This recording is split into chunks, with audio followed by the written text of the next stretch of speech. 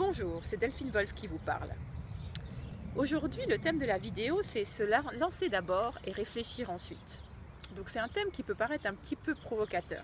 Et c'est vrai que dans mes valeurs et mes croyances, je suis plutôt quelqu'un de réfléchi. Et puis pour moi, c'est vraiment important de ne pas se lancer n'importe comment, de toujours réfléchir bien à ce qu'on va faire, etc. Mais j'ai pu constater sur moi à plusieurs occasions, et surtout dernièrement, que parfois c'était bien de ne pas trop cogiter, puis il fallait juste y aller, puis on verrait bien ce qui se passerait ensuite.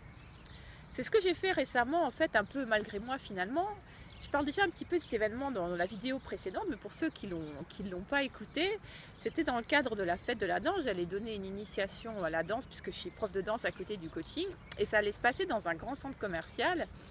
Et c'est vraiment le genre d'événement qui pour moi est un petit peu stressant.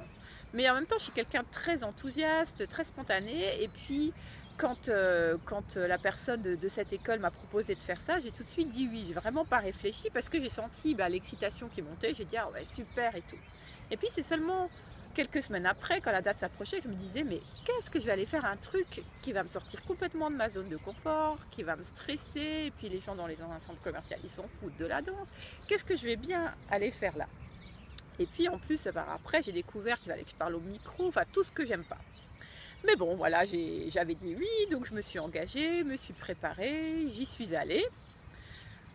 Assez en confiance quand même, mais voilà, avec un petit coup de stress. Et puis, en fait, je savais pas, c'était un peu l'inconnu pour moi, je savais pas exactement comment ça allait se dérouler. Et là, je me suis rendu compte que les profs devaient aussi se présenter, parler de leurs cours, tout ça au micro et faire toute l'initiation au micro. Alors que moi, j'avais vraiment une aversion pour le micro. Et donc, voilà, pas le choix sur le moment, vraiment, il y avait plus qu'à, donc j'ai pris ce micro, j'ai pris mon courage à deux mains, je me suis posée au milieu de ce centre commercial pour parler au micro, parler de mes cours et voilà, de ce que je faisais, et puis pareil pour donner les cours.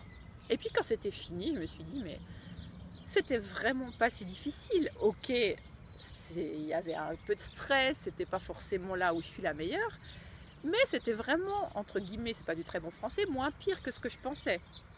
Donc finalement, je me suis dit, j'ai bien fait de suivre mon instinct et puis de dire oui. Et puis finalement, maintenant, voilà, en tout cas, si j'ai fait ça, je peux faire encore plein d'autres choses.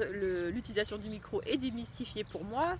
Donc voilà, donc j'aimerais vous encourager à peut-être aussi, parfois, stopper la cogitation puis vous dire, oui, je sens de l'excitation au fond de moi, j'ai peur, mais je suis excitée, j'y vais quand même. Et puis je saurais très bien me débrouiller sur le moment.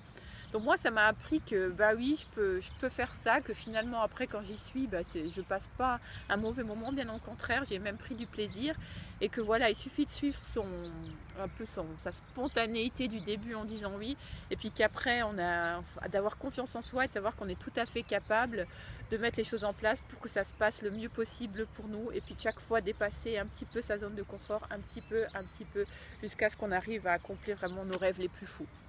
Voilà, alors n'hésitez pas à me laisser vos commentaires, mes coordonnées sont juste après ça. Je vous souhaite une belle journée. Au revoir.